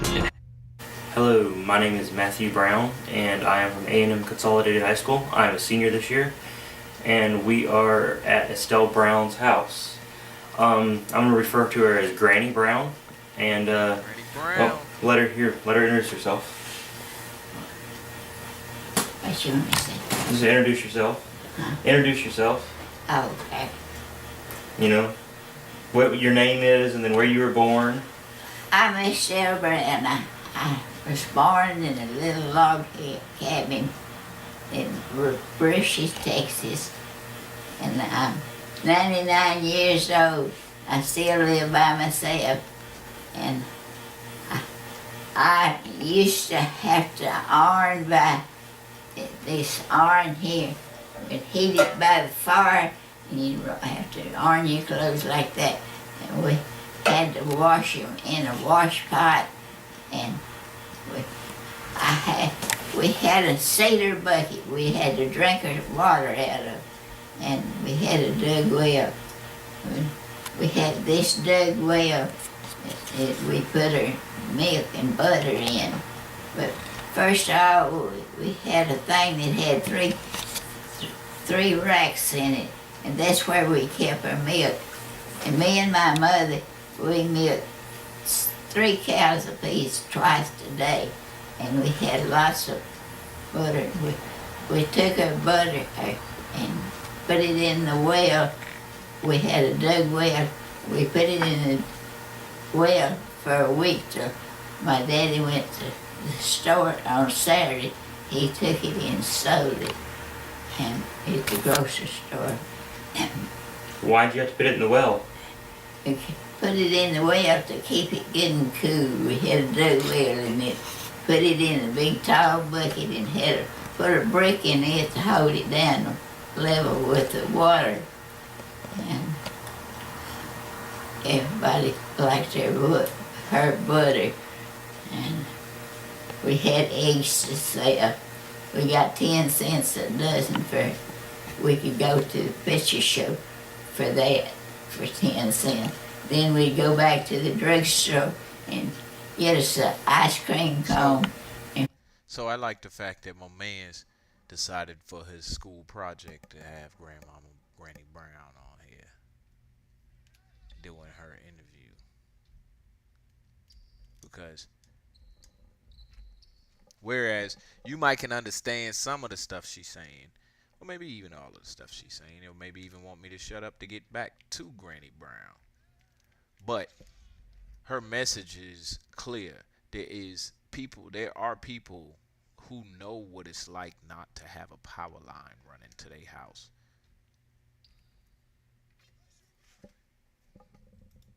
Paid 5 cents for it. And then we'd have to get back in our wagon and start back home, because it took a long time to go 4 miles in the wagon. Well, how often did y'all have to go to the store, and how often could y'all go pick up things? Once a week we'd go to the store, and wasn't much we could buy because we didn't have much, but they would let us have a pound of sugar a month, and we could take that pound of sugar and bake a cake, because the preacher would come and eat dinner with us on Sunday, and so that's all the flour we'd have. We had to eat cornbread every day, and we got that. I had to take the ears of corn and take the rhubarb and shell it and put it in a big sack, and then we'd go about a mile then to have it ground on Saturday, and then when we got back, then we'd take all of our neighbors around some flour, some meal, so that they would have something to eat.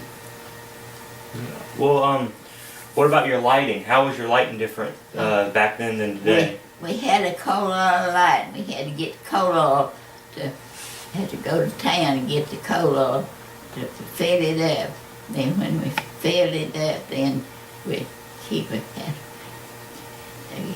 light it with a match, and then that's the kind of light we had to study by. And this right here is a coal oil lamp. It's got coal in the bottom, we have a wick running up. And to light this, what you do is you're going to take this off. Set down. You have to get your match out. Run it up a little bit. Run the wick up. And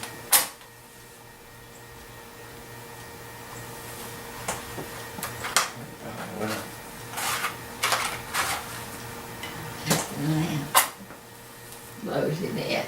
yes, ma'am. Put your globe on it right quick.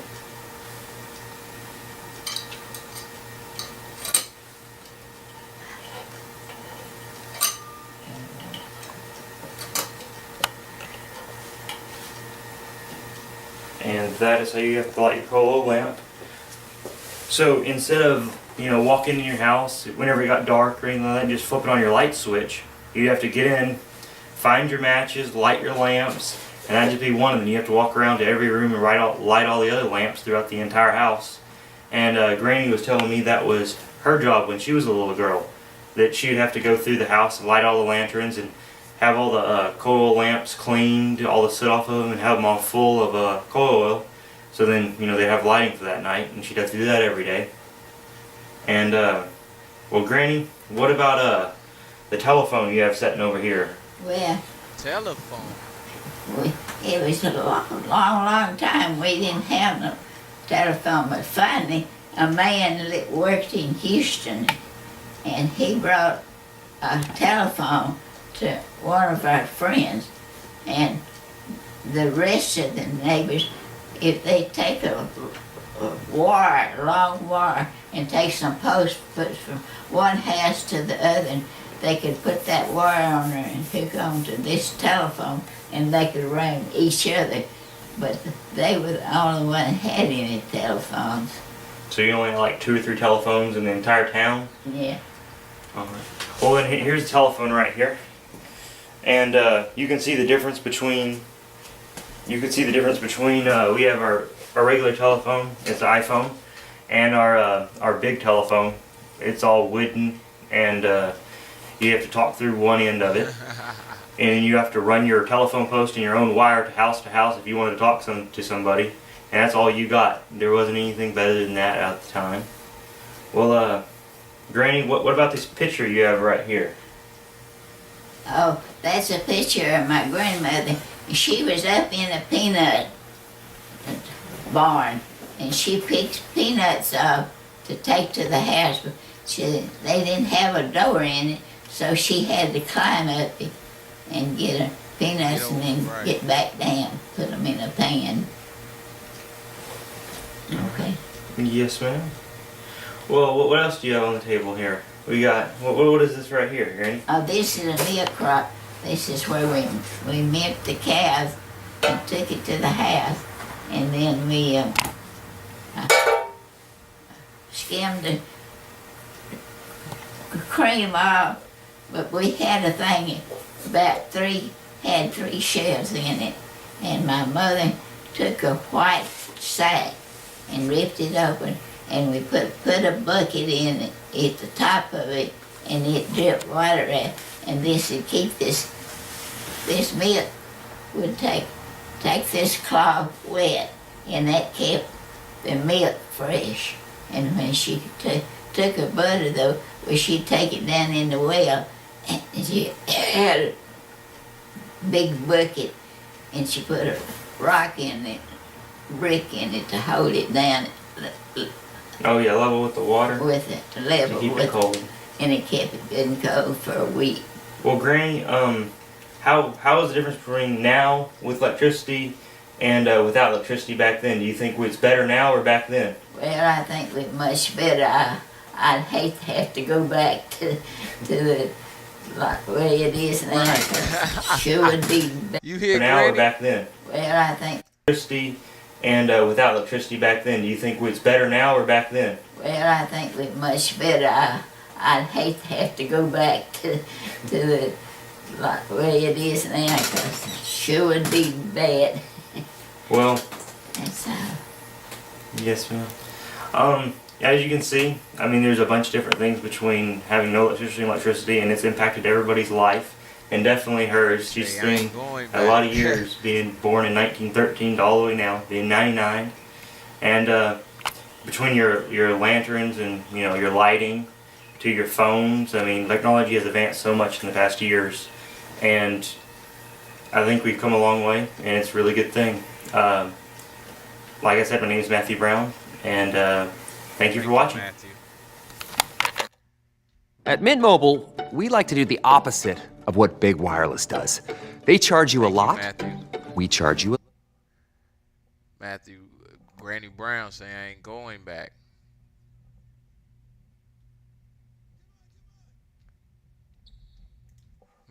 Amish have several ways of keeping their food cool. This will depend, of course, on the group, like with a lot of other things, and what's allowed in a given church. The first way Amish keep food cool is simply by using a refrigerator. But this is not the type of refrigerator that you plug into the wall. These refrigerators look like your standard, home refrigerator, but they're powered typically by propane or natural gas. And there are at least a couple of companies that make these. One is called Crystal Cold of Arcola, Illinois.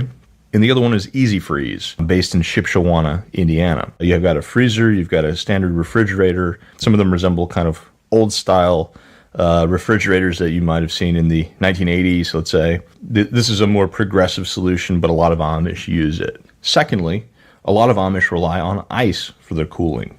And how do they get the ice? Well, a couple of different ways. Some harvest the ice, especially if they live in colder climates where you have lakes and ponds that freeze over. The Amish will get together and have a sort of a day where they harvest ice as a group. They use circular saws to cut the ice, and they've got picks to retrieve it from the water, and then haul it away using horsepower. So the Amish will put these in specially constructed ice houses. The ice house can be used to keep food cool year round. You can have ice that lasts even longer than a year or two from one harvest. These are thickly insulated structures, often styrofoam insulation. Some Amish will use like an ice box, which could actually be just like an old freezer. Some Amish simply have a refrigerator that doesn't have any power source, but they just use it for its insulation, and they'll put the ice inside the refrigerator. Some Amish may use an old-fashioned ice box. So you're going to see this in planer communities. Now, some Amish don't harvest their ice, but rather they purchase it. In communities like Geauga County, Ohio, or Allen County, Indiana, you will find ice vending machines throughout the community.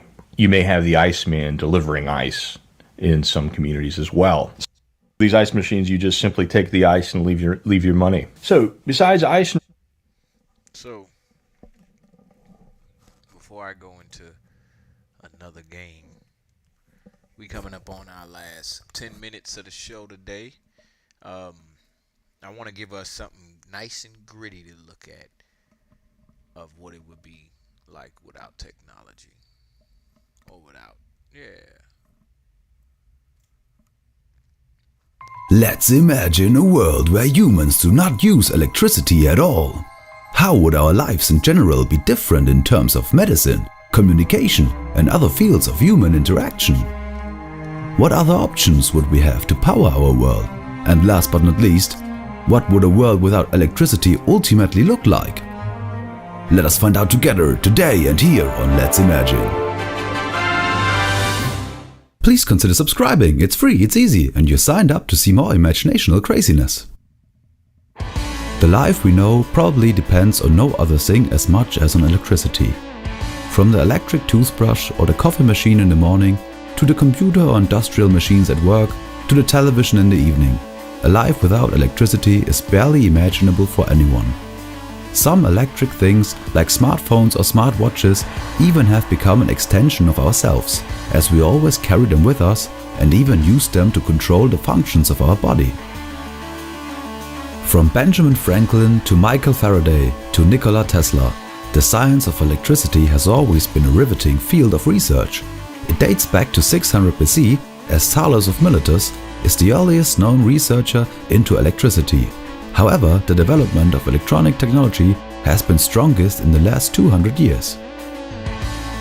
To give an understanding of a world without electricity, some general areas of life need to be highlighted that would be completely different from that what we know.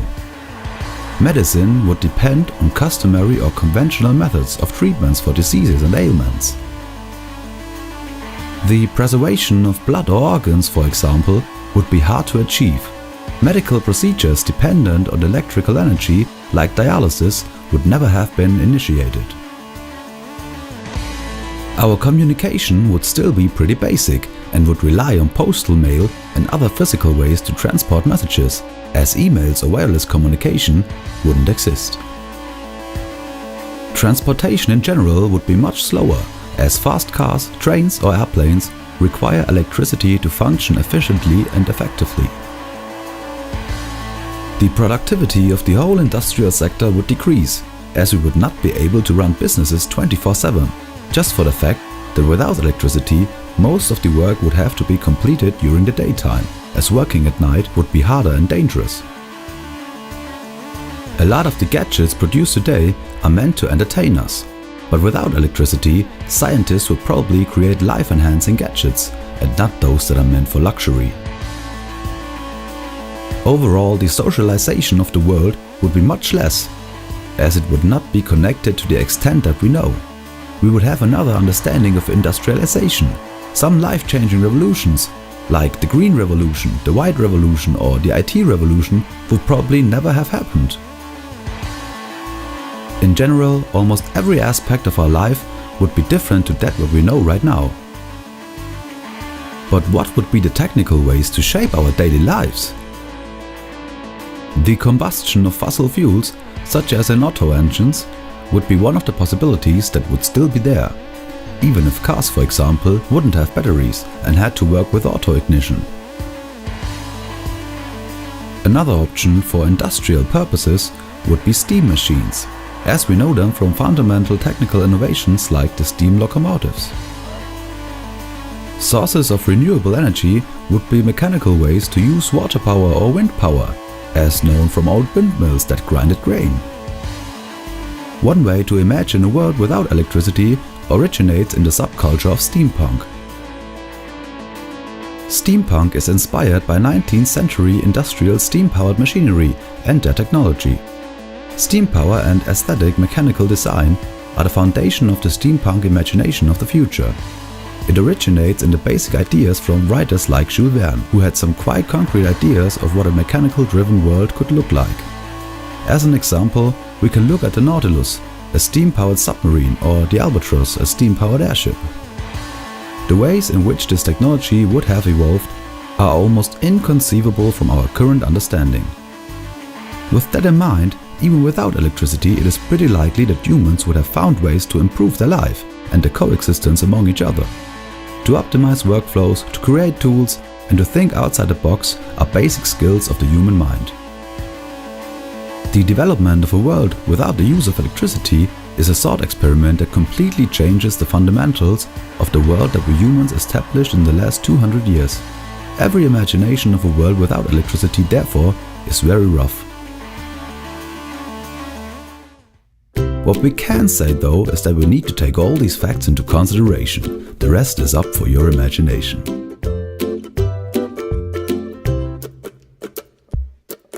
What would your world without electricity look like?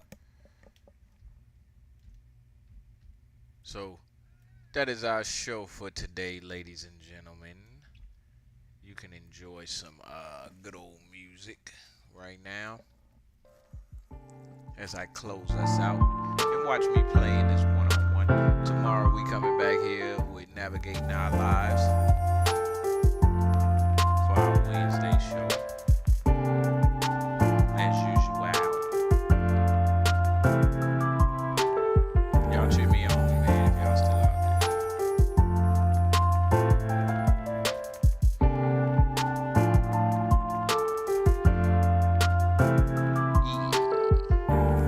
Yeah, if y'all still out there, cheer me on.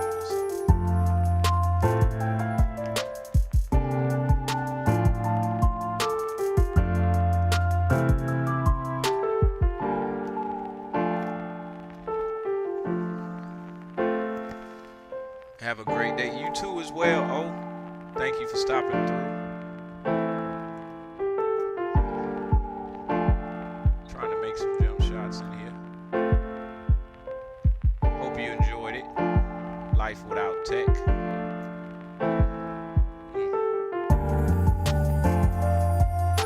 And we'll be back again, like I said, tomorrow. Navigating Our Lives.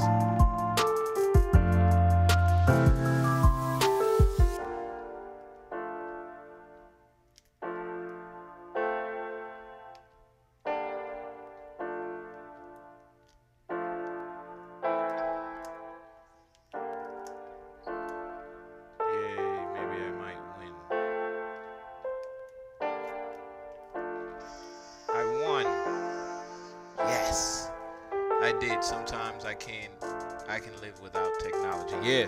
So the backstory behind this is just, we went without power for the weekend, and for me it was like peaceful, very peaceful.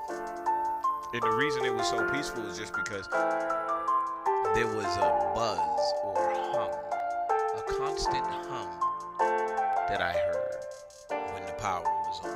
That it just seemed it wasn't there when the power was off. And I really enjoyed it. It was like, and it was a stillness of the air. Now that part got to me when it was time to go to sleep because it was hot. But it was a change. It was different. So, but yeah, more time, definitely. Well, we are out of here for today. Thank you, Zanita67. My home, my rules. My internet, now that too. Like I said, tomorrow. Introducing My Home from Verizon. And also, check me out sometime if you feel like chatting with me or just shooting me a comment while you see me in here hooping on my own time. But yeah, we up out of here. It's been a great day. This is DGTA TV. All right, I'll check you out tomorrow.